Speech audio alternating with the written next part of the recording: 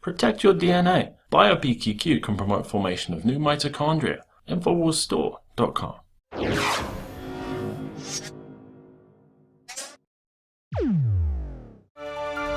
The Pope has come out strongly in favor of climate change, so strongly that it really underscores what many people who are skeptics of climate change accuse it of being, and that is a religion.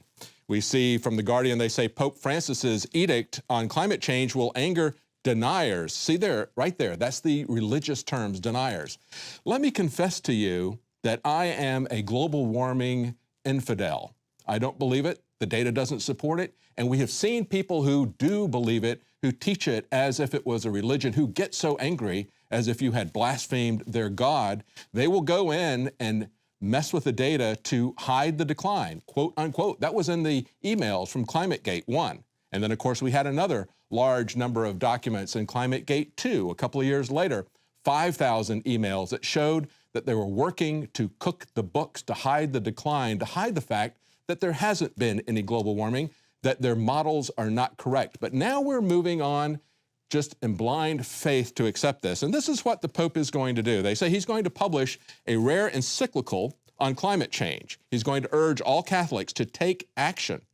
This isn't just his opinion. He wants Catholics to take action as a matter of faith. The document will be sent to the world's 5,000 Catholic bishops, 400,000 priests, and they will distribute it to parishioners. And they say the Pope has argued for a radical new financial and economic system as well to avoid human inequality. Well, one of the ways that you're going to increase human suffering, of course, is to make energy use expensive. Everybody can see that that's going to have an immediate effect on people's lifestyles. And we've seen that happen to a large degree in many of the European countries where they have enacted these carbon laws to try to control the amount of global warming and CO2 emissions. We've seen a drastic reduction in lifestyle, actually threatening the life of many poor people who are on pensions, not being able to afford to even heat their homes in some countries.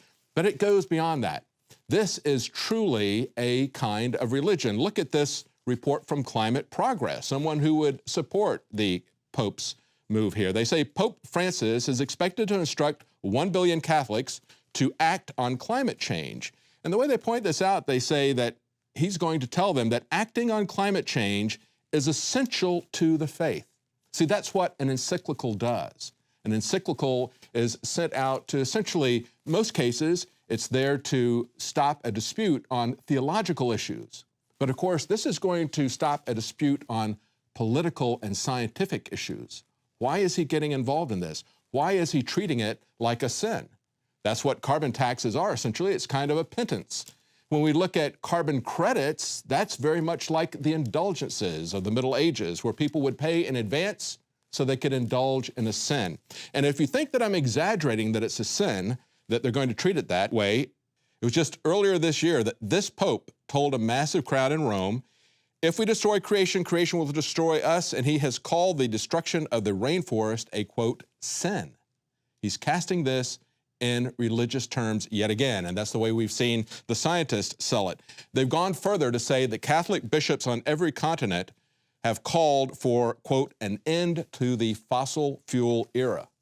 Listen, it's not just our lifestyle that this is going to take down. Everybody can see that coming immediately.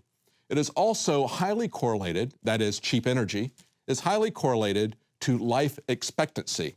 It is going to shorten the life expectancy of people. It isn't just going to cramp our lifestyle severely, especially the poorest, especially those people in developing countries like Africa. Remember, Prince Charles went there and just told them they shouldn't have cars or air conditioning. They just need to get over it as he flies in on his massive jet.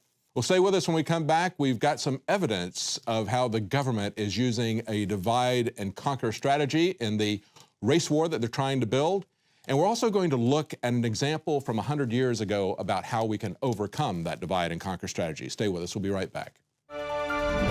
Sold out for weeks due to the difficult and extensive proprietary process behind its creation, the exclusive Infowars Life Secret 12 formulation is now back in stock in the last limited shipment of 2014. The most bioactive form that has been created with our proprietary process. This ultra-clean vitamin B12 nutraceutical has been carefully crafted and developed over the last 2 years and is based on cellular science of how your body actively absorbs essential nutrients. Secret 12 is taken by mouth, right on the tongue, and then swallowed. No needles, no injections. Vitamin B12 deficiency is linked to scores of serious problems. And Secret 12 is a fusion of 2 organic, proprietary forms of vitamin B12, bringing you a true nutraceutical quality vitamin B12. Secret 12. Secret 12 is an excellent Christmas gift and is tailor-made to boost your New Year's resolutions. Supplies of Secret 12 are very limited. Secure yours today at InfoWarsLife.com or by calling toll-free 888-253-3139.